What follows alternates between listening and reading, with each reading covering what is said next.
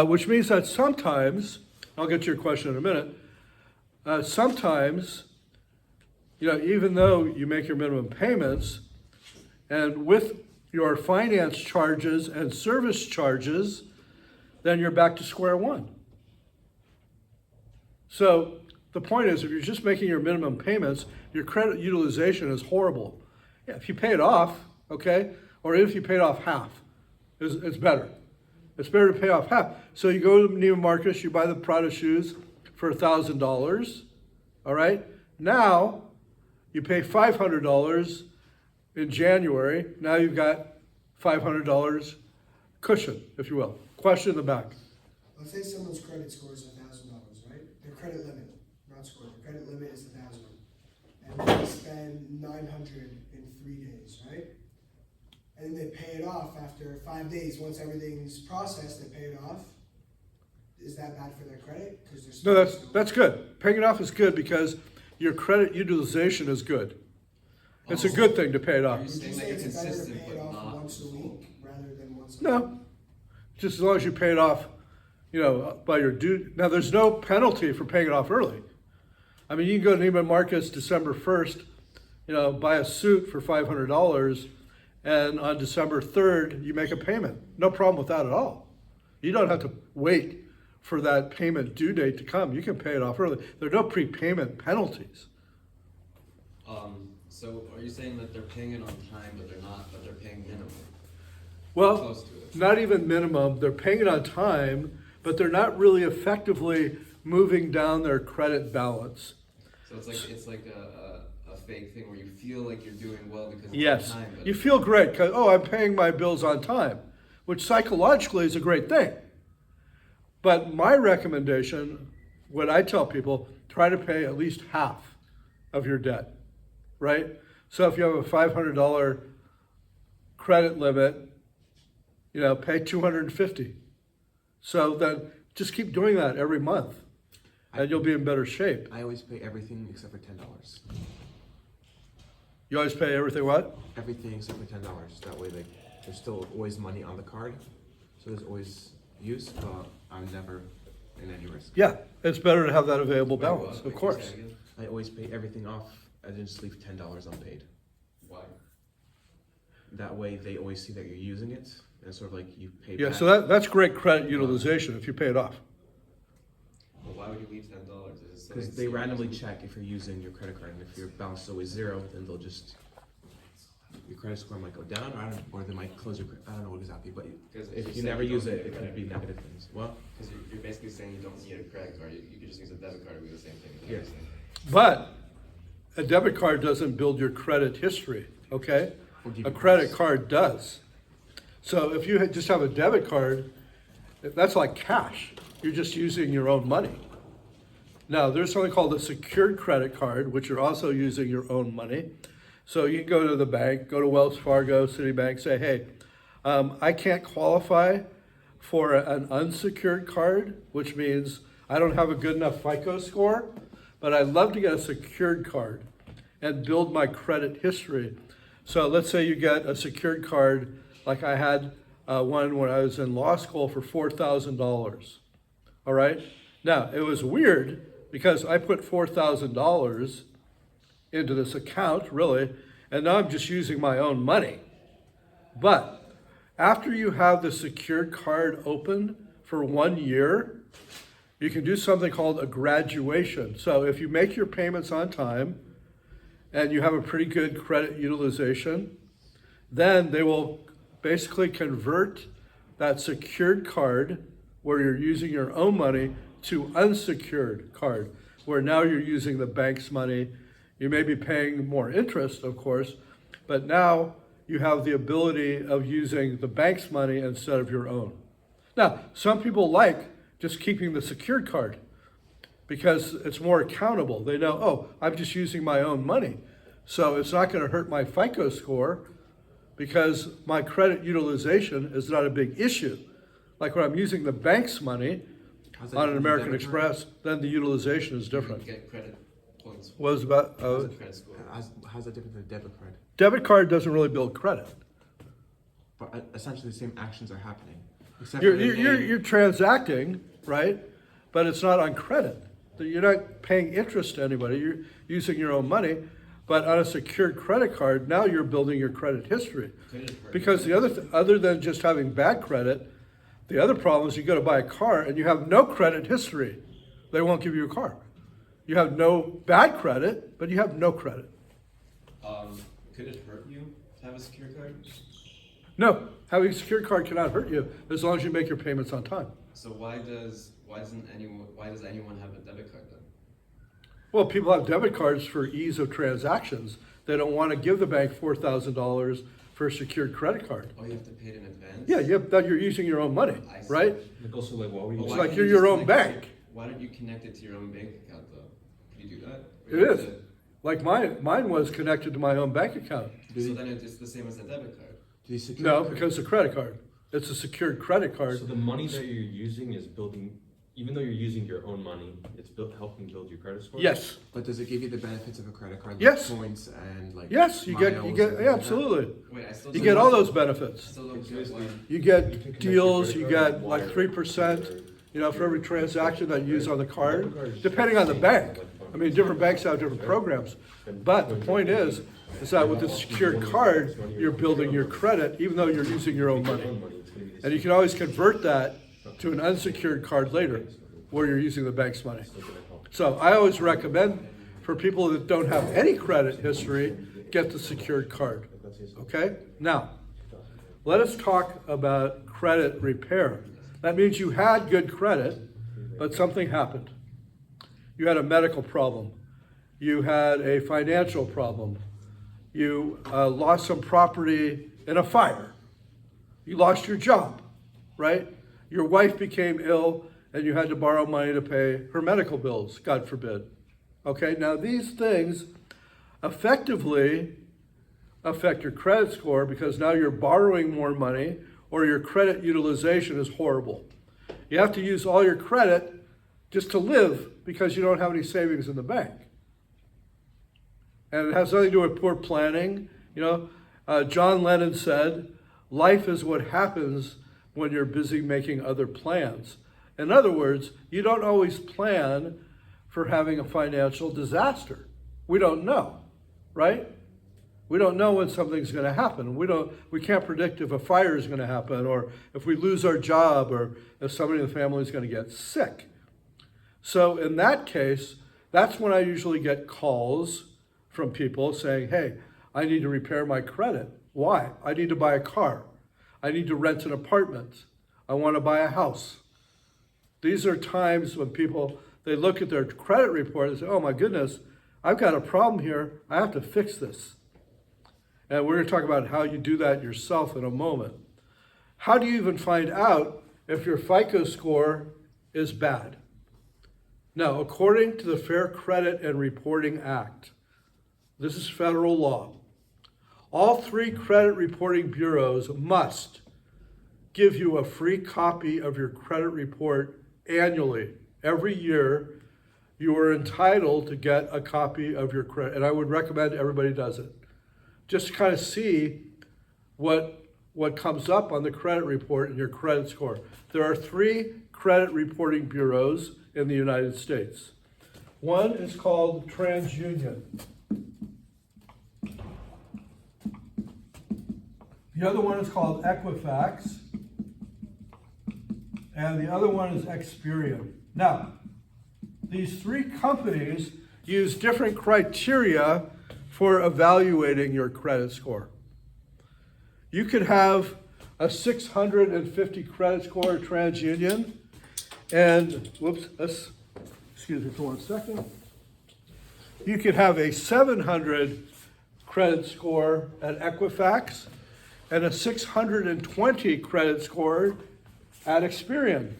They're not completely consistent. They use different criteria. Now, here's something that I want you to understand. This is very important. The way these companies make money is they have subscribers. What does that mean? All right, I gave you the concept of somebody who wants to buy a car. So many people buy a car from a car dealer. or a car lot.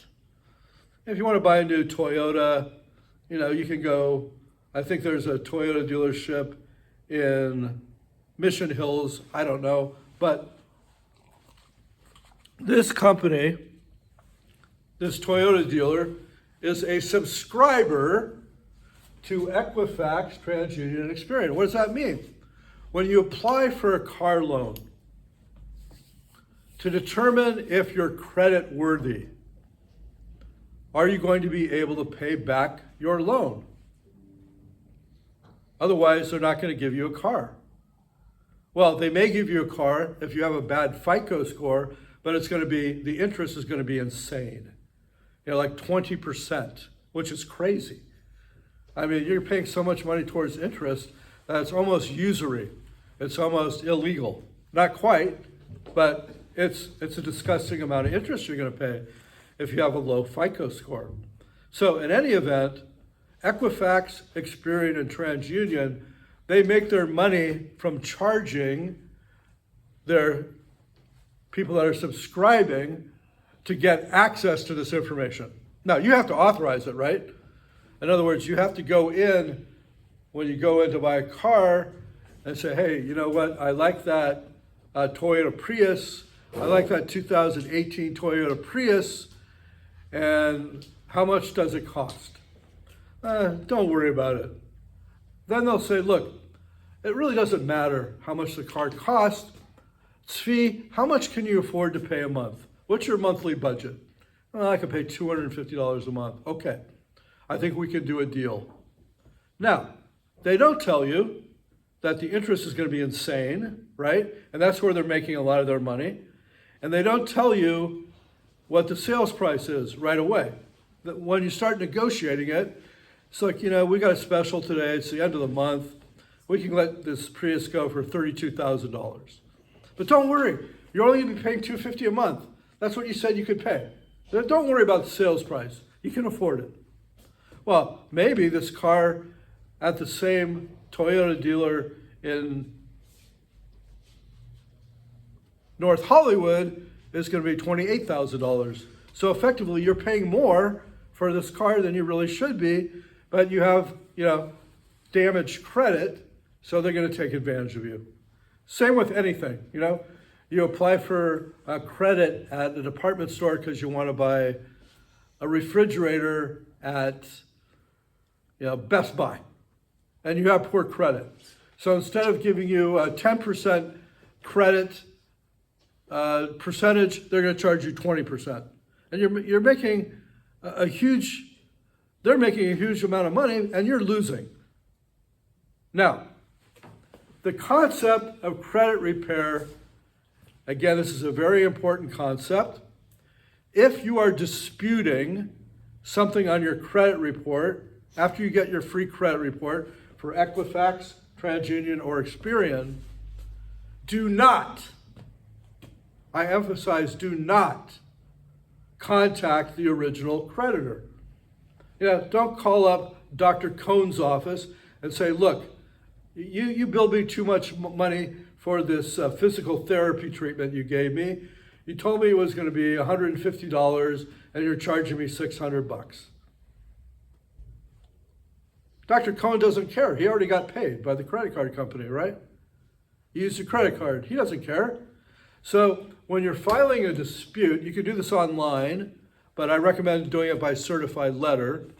You have to dispute with TransUnion, Equifax, and Experian. All three of them. Now remember, they all use different criteria. So don't just write to one of them and dispute the issue.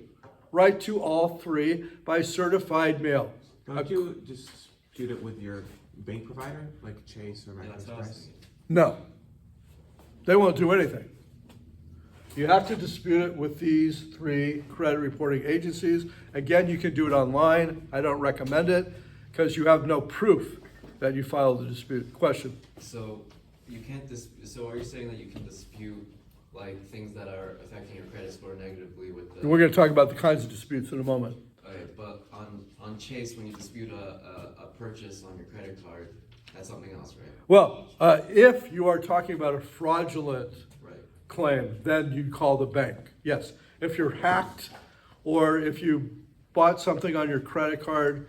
Like a couple months ago, I did a contract with some online advertising company. They're supposed to get me clients, and it turned out it was a big fraud. And they never, all they did was they took my money and they didn't do anything. So I called the credit card company, but that was to dispute the transaction. It had nothing to do with my credit score. I'm talking about disputing your credit score here. Now, one thing you need to be very careful of, and that is something called an inquiry. There are two different kinds of inquiries into your credit report, whether it's your business credit or your personal credit. One type of inquiry is called a hard inquiry. That can effectively drive your FICO score down by 10 points. Listen to what happened to a friend of mine. She went to buy a car at a car dealership, and they said, yeah, we could finance you. You have good credit, and you have good wages. You can prove that you can pay this money back. They ran her credit through 8 different banks. Every time they ran her credit, they didn't disclose this to her, by the way. Every time they ran her credit score went down 10 points.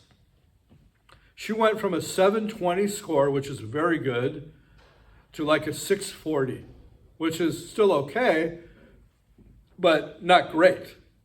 So she called me. I disputed these inquiries. I said, look, my client did not approve these inquiries. Within 30 days, they came off her record. Now she's back up to a 710 credit score. Do not forget to dispute the hard inquiries. You can get a lot of points added back into your FICO score just by effectively disputing those inquiries and saying, I did not authorize those. I've seen my dad before getting a loan or whatever, or like subscribing to like things with where I would have to check the credit score. That he goes to all these 3 websites and unfreezes his credit score. Is that basically protection from that? Yes. So if you freeze your credit score, you can go to Equifax, Experian, and TransUnion and freeze it. That way, if there's an inquiry, it's not going to affect your credit score. It's a very good way of doing it. Now, antithetically, there's something called a soft inquiry. Be careful. If you're applying for a credit card, sometimes they'll tell you, look, don't worry, this is a soft inquiry. It's not going to affect your credit. And they end up lying to you. So be very careful. Most of the time, if it's truly a soft inquiry, it will not affect your credit score. But how do you verify if they're telling the truth or not? Well, you'll know, because when you order your credit report, you'll know if it came down as a hard inquiry or a soft inquiry. But also, most times if you get an inquiry, it goes back up after a month or 2. Yes. So it's like just that you don't do it too often. Yes. Soft inquiry should not impact your credit score in the long term. Yeah, I was about to ask why would inquiries cost you so? Because banks and those who provide credit get nervous when somebody's applying for too much credit. They're like, oh, this person's desperate. They're applying for too much credit, so there's a red flag. Interestingly enough, most of the time, people who do not need credit are the ones that are targeted, right? Because they have a good credit profile. They have a good credit score. Most credit card companies and lenders know that the people that are desperate for credit are applying for very, two very different banks, and they become nervous. Question? By having like a debit card, like let's say like just with like I have one with Capital One, like they always offer me like, oh, your credit's been good, and like just on the app. Like, does that mean they're already tracking like my transactions?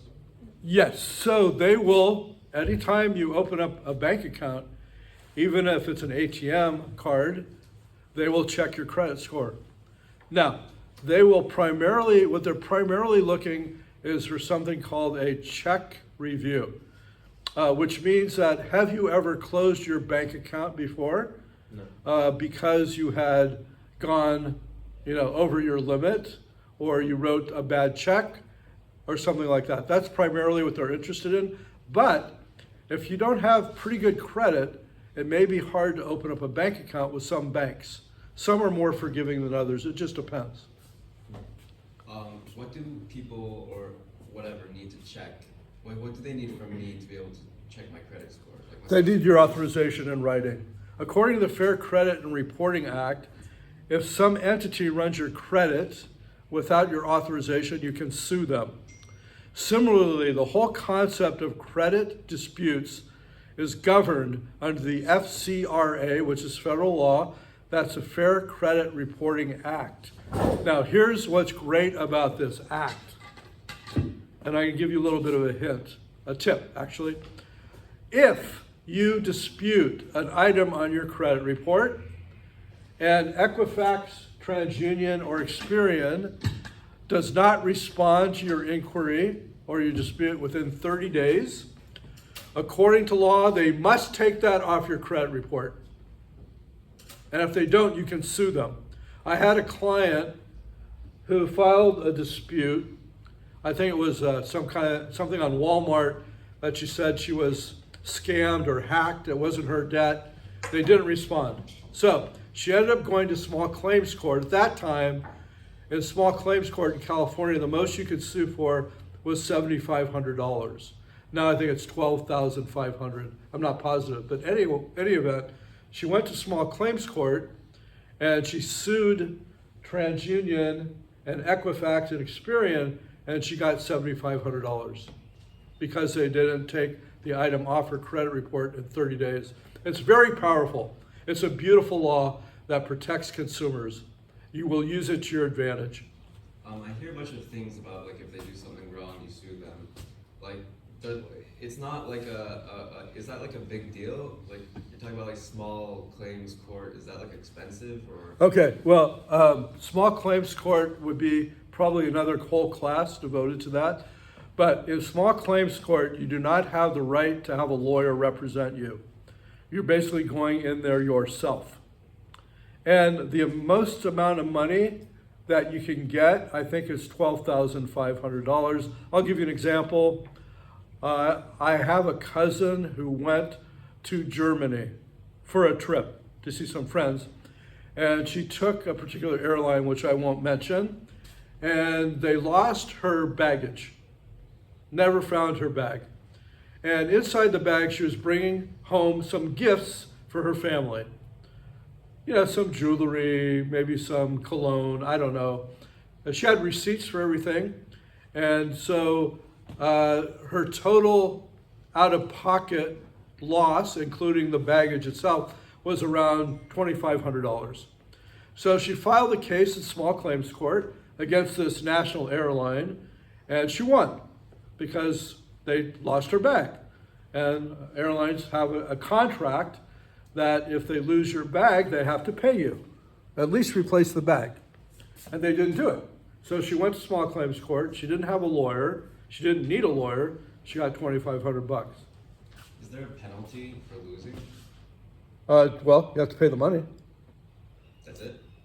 I mean, the person that you sue and you get a judgment against, they have to pay the money. Now, in California, a small claims court judgment is good for 10 years. So if they don't pay you right away, you still have more time to collect. Now, the question is, it may not be that easy to collect the money. Even though you get a judgment against them, they may not pay you. So the judge can order that person, the defendant who owes the money, to go to court. It's called a notice of examination. So the defendant in a small claims court case that loses has to come to court and show the judge everything that they have in the way of assets, bank accounts, stocks and bonds, any property they own. And the judge could put somebody in jail if they don't show for the notice of examination. And they can also levy or help levy all of their accounts on behalf of the plaintiff who won the case. This is like, do you have to pay the government to do one of these? No, I mean, well, you pay the court a filing fee, which is like $70. It's not very much. And then you also have to pay to have the other side served. So in this case, when I was telling you about my friend who lost her bag, the airline, their headquarters was in New York. So she had to hire a process server in New York to physically hand them the papers telling them that, we're going to court. So probably cost her about $150, something like that, for serving the process and filing the case in court. But she got that back because that was part of the award. She asked not only for the damage to her suitcase, the lost items in the suitcase, but also the cost that she paid for the court fee and the process service. Does that count as like damage? Say, do those fees count as like damage towards? They're damages, yeah, they're out-of-pocket expenses. Can you sue for like emotional things? No, Can you sue for time lost? not for a breach of contract. You can't get emotional distress damages. What about You time can if loss? it's a personal injury case. What about time lost? Time lost. No, unless it's a personal injury case. So there are people that don't hire lawyers. Maybe they had a small car accident, somebody rear-ended them, and they decided to go to small claims court because the other party didn't have insurance, let's say, okay? So they take them to small claims court. Now, in a tort case, in a personal injury case, they can get lost wages, they can get emotional distress damages, they can get compensation for their pain and suffering, they can get money for their out-of-pocket expenses for their medical bills. But in a breach of contract case, you only get, remember when we talked about contract law, you only get your out-of-pocket expenses and your lost profits if you can prove them with a certainty that those damages were foreseeable to the breaching party at the time of the breach of contract. Now, this kind of ties into the next issue magically under disputing your credit. There is a statute of limitations. All right, so there's a 4-year statute of limitations for somebody to try to collect a debt against you in California. So if there's something that's being reported, this is one of the best dispute strategies you have. It's a legal strategy that says, look, you're trying to impugn my credit score with a debt that is too old. It shouldn't be on my credit report anymore, so take it off. And they have to. Again, under the Fair Credit Reporting Act, if you have a debt that is too old, that can't be reported anymore. So what are the categories of disputing credit? 1, the debt is too old. It's older than 4 years. 2, you've got the wrong person. You have me confused with somebody else. 2, 3, it's the wrong amount that you're charging me. Or 4, I never applied for this credit. Kind of like the first one, it's not me. Those are the basic categories. And again, for the inquiries, I did not authorize the inquiry. I get this question a lot. What if there's a bankruptcy showing up on my credit report, and it is mine? I filed the Chapter 7 bankruptcy. Can you help me get it off? Yechiel, can you help me get that off my credit report? Now, here is something unbelievably interesting. And there's a fraud being perpetrated on the American public by Equifax, TransUnion, and Experian. I'm disputing this bankruptcy. Oh, well, guess what? Guess what? The bankruptcy court sent us a letter validating the date that you filed your bankruptcy. A lie. A total lie. Call any bankruptcy court clerk. They do not send any communication to Equifax, Experian, or TransUnion. They do not send anything disclosing somebody's bankruptcy. It's a lie. Now, it's possible that these credit reporting agencies physically went down to the bankruptcy court and saw a copy of your record, highly impossible. Again, what do these companies do to make money? They sell subscriptions. They're not in the business of investigating people's records. They're not in the business of helping you with your disputes. They don't care about your disputes. They don't care about you. All they care about are the people that pay them money to get your credit information. And they're lying if they told you that they got a letter from the bankruptcy court. So what you do is you send them a debt validation letter and you say, "Dear Equifax, my name is Shlomo Ginsburg. Prove that I filed this bankruptcy. And prove what court it was filed in. Prove the case number and prove the date it was filed." They can't do it. So again, under the Fair Credit Reporting Act, this must go off your credit score. Now, one more comment. This same law, and you can get a sample letter online. It's called a debt validation letter. Any debt that you dispute, whether it's real or not real. I'm going to talk about ethics in a moment. But if there's an item on your credit report that's really affecting your FICO score, you can ask Experian, Equifax, and TransUnion to validate the debt. Prove that it's mine. Question. How would that end up on there? Who would be adding the bankruptcy? Equifax, TransUnion, Experian. But like, why would they ever add it if everyone automatically knows that it's not true? Because they're not in business of protecting consumers. They're in the business of selling information to their subscribers. So They don't who's care giving about you you. that information? They don't care.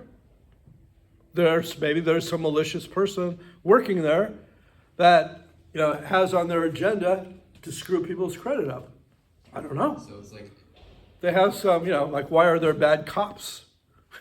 Why are there crooked FBI agents? I don't know. if you found the word bankruptcy on a credit score, wouldn't that automatically flag it as invalid for some reason? No. They just, They may have, like I said, they may have gone down to the bankruptcy court and done some research, It's possible. looked in a file, highly unlikely.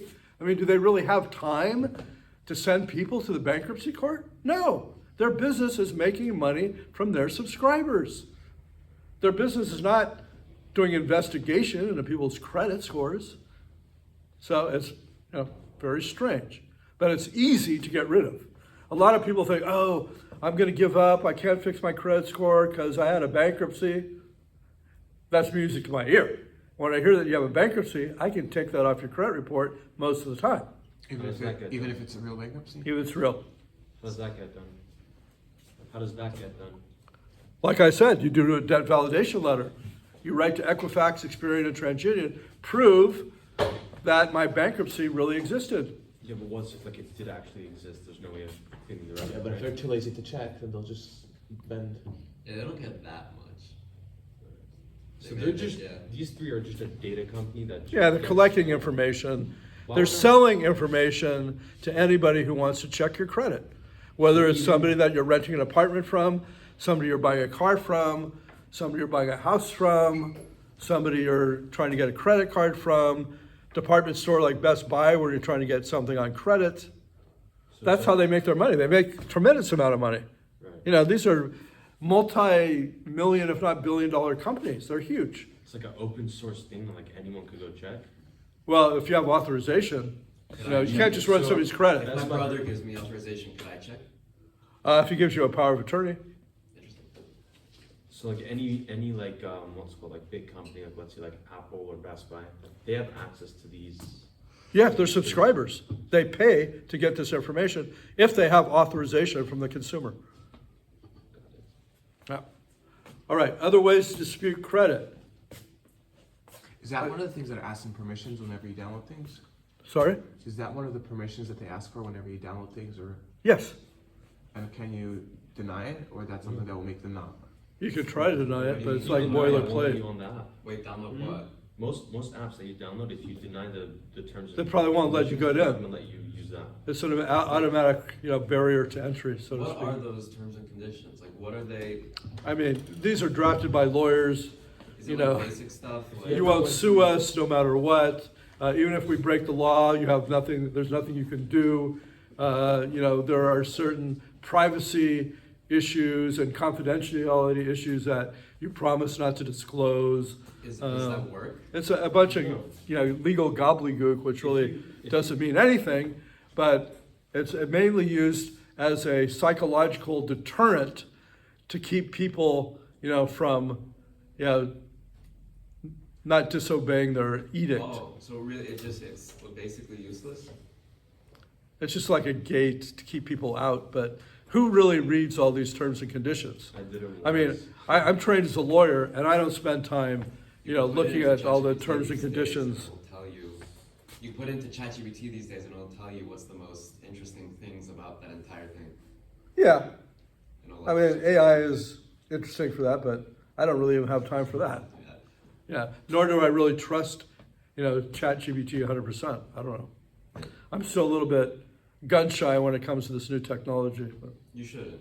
No, nobody. I'm saying like you shouldn't trust it 100%. Yeah. It's not. I wouldn't trust some third, party source on information.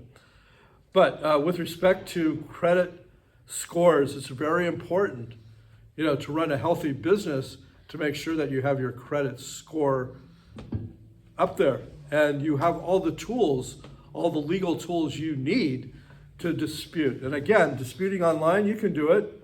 I don't recommend it because they can say, oh, we never got your dispute. Certified letter is the best way to go. Also, I think you get around the FICO score if you're doing it for a business. If you're trying to open a credit card for a business. Okay, Like, so- you can show them, Yeah, show them so long-term cash flow. If and you're interested profitability. in getting credit for your business, there are different programs. Now, there are some programs, some lenders that look at your monthly cash flow. And others will look at how much you're transacting on your credit card statements. So even if you have a low credit score, you may still get credit because you're making enough money every month.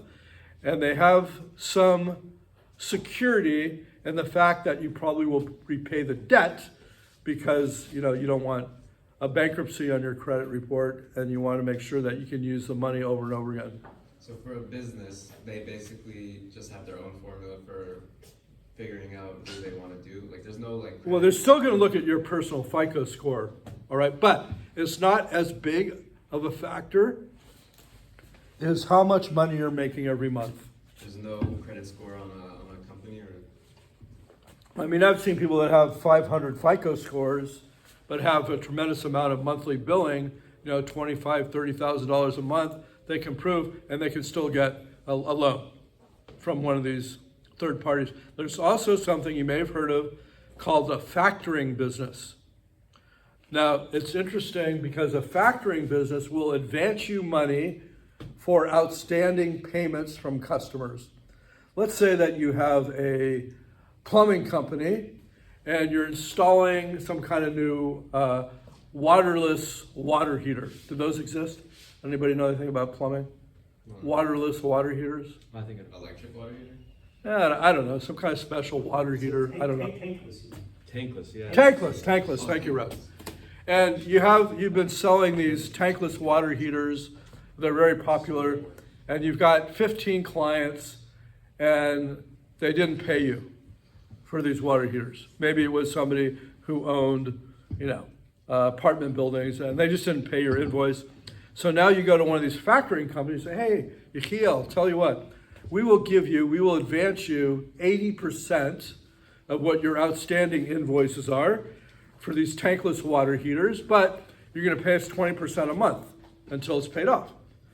Now on the street, if you're walking down the street in Brooklyn and they say, hey, look, I'll be willing to lend you some money on your receivables, they're going to say, Yechiel, what's the VIG? It's kind of like street talk. What does this mean? It means what's the interest rate? It usually implies a pretty high interest rate. Hey, what's the VIG? V-I-G. So the VIG on these factoring companies are usually pretty disgusting. 20%, 25%. There's not a way to Because, do it. There's not a way to do it without paying all these percentages. is there a way not to pay the percentage? Yeah, you pay off the debt. No, I'm saying if instead of going to these companies and taking out a loan, waiting for you to get paid back by your people, you could also go to debt collectors and they pay you like 75% of. Yeah, so you can finagle it that way, but the point is that the interest is usually very high because they're advancing the money up front. Now, you can refinance that however you want. Just like if you buy a car at 18% interest because your credit was bad, you could go to a credit union and they'll say, hey, look, you know what, I'll tell you, our highest interest rate is 13%, we'll refinance it, so now your monthly payments are less, and you're gonna pay off that debt faster. So yes, I mean, as long as that company, the factoring company, does not have a restriction in the contract that says you can't pay it off early, right? Early termination, then you can refinance it and go anywhere. But for businesses that are hurting, like short-term hurt, because they have a lot of product out there, a lot of these tankless water heaters. So now you're getting your money, part of your money back, at least 80%, they're advancing it, so now you can continue doing your business and selling more product. Question? No, I realized my question was stupid because I answered myself. So, any other questions about disputing credit or the importance of credit scores or how to dispute credit issues? Yes? Can the credit score between all these vary wildly? Like, is it generally averaging? It's usually around a 20-point disparity between the best score and the lowest score. Does everyone, do banks then whoever check all three of them?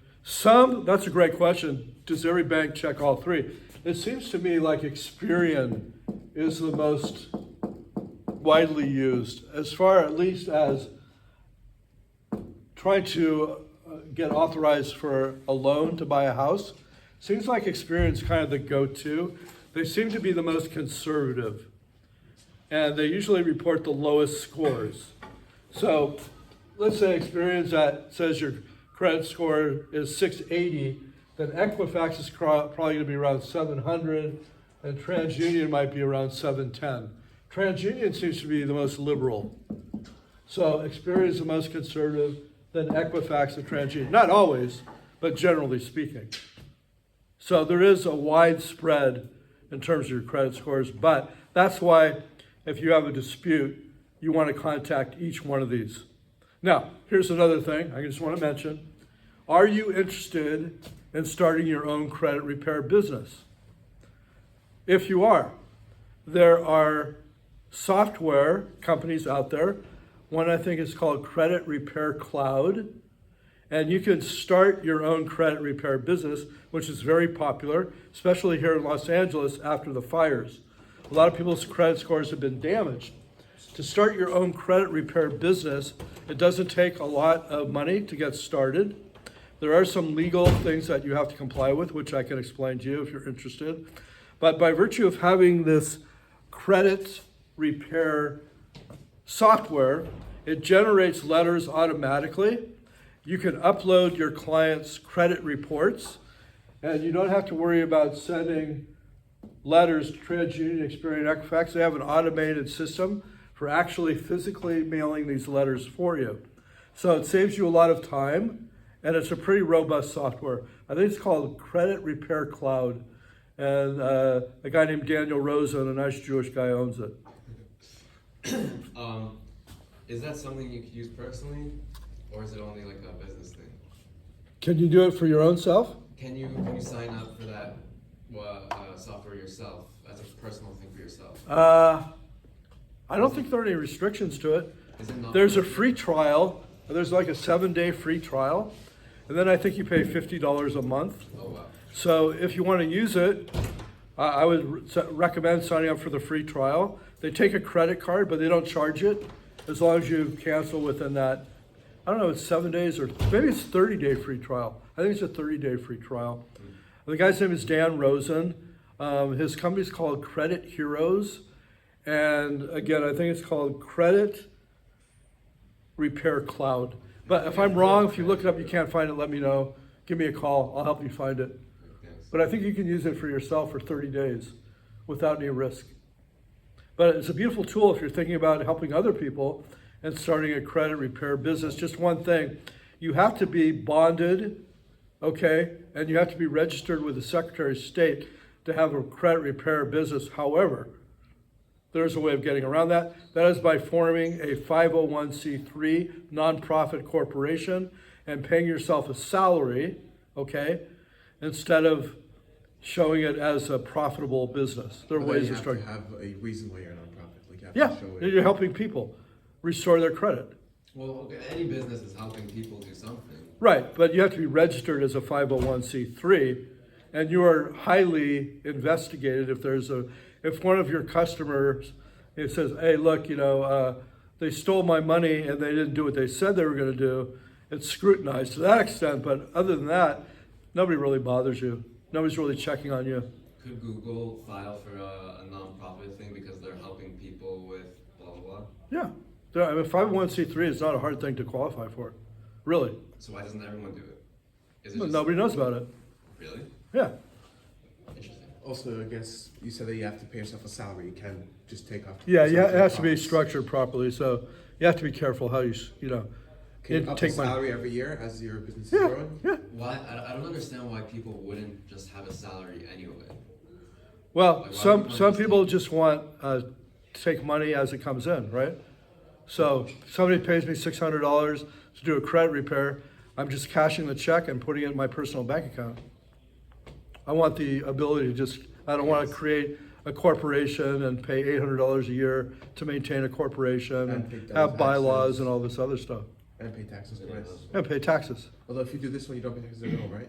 Yeah, so if you have a 501c3, then it's a pass-through corporation, so you're not subject to double taxation. But there's a whole nother discussion on taxation for a 501c3. It's much different than your regular LLC and corp, which I can talk about at some later date. What is 501c3 supposed to be?